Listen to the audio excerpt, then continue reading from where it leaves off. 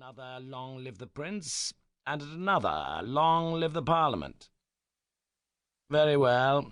Beaufort is at Vincennes, the prince will go to rejoin him one day or another, and the Parliament— Here the smile of the cardinal changed to an expression of hate, of which his mild face seemed incapable.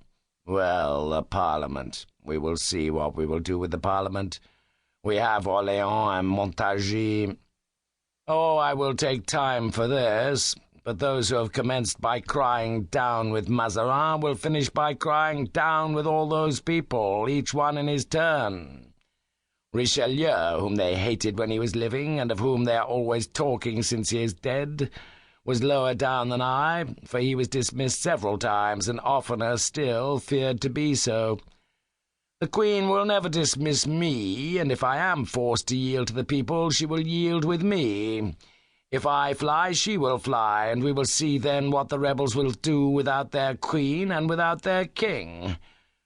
Oh, if only I were not a foreigner, if only I were French, if I were only well born. And he relapsed into his reverie. In fact, the position was difficult, and the day which had just closed had complicated it still more. Mazarin, always spurred on by his sordid avarice, was crushing the people with taxes, and the people, to whom nothing was left but the soul, as was said by the Advocate-General Talon, and still more because one cannot sell one's soul at auction, the people whom they tried to make patient by the noise of the victories achieved, and who found that laurels were not meat with which they could be fed, the people for a long time had not ceased to murmur.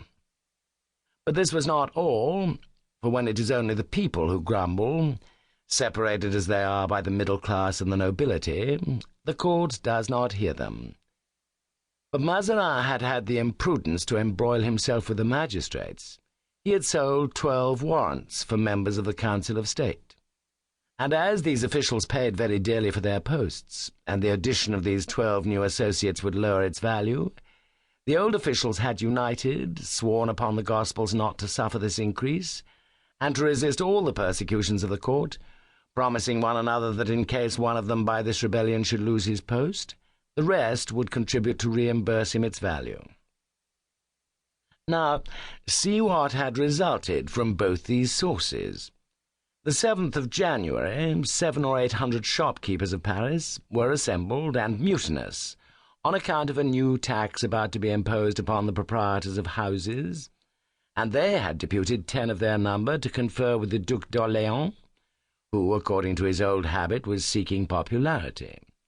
The Duc d'Orléans had received them, and they had declared that they were determined not to pay this new tax, even if forced to defend themselves with the armed hand against the king's officials who might come to collect it. The Duc d'Orléans had listened to them with great complacence, had given them hope of some diminution, had promised to speak of it to the Queen, and had dismissed them with the ordinary phrase of princes, "It shall be seen to." On their side, on the 9th, the members of the Council of State sought an audience with the cardinal, and one of them, who spoke for all the others, had addressed him with so much firmness and spirit that the cardinal had been astonished. He also sent them away, saying, like the Duc d'Orléans, that it should be seen to. Then, in order to see to it, the council was assembled, and they sent to find the superintendent of finances, Desmarais. This Desmarais was much detested by the people. First, because he was superintendent of finances, and every superintendent of finances ought to be detested, and finally because he somewhat deserved to be so. He was the son of a banker of Lyons who called himself Particelli, and who, having changed his name after his bankruptcy, assumed that of Desmarais, which did not prevent the Advocate-General, Homme Talon, from always calling him Particelle, following the custom of the times of Gallicizing foreign names. Cardinal Richelieu, who recognized in him the great financial ability, had presented him to King Louis XIII under the name of Desmarais, and wishing to appoint him intendant of finances, praised him highly. "Admirable," replied the king, "and I am pleased that you talk to me of Monsieur Desmarais for this office, which requires an honest man. They told me that you were pressing the appointment of that rascal of a Particelli, and I was afraid..."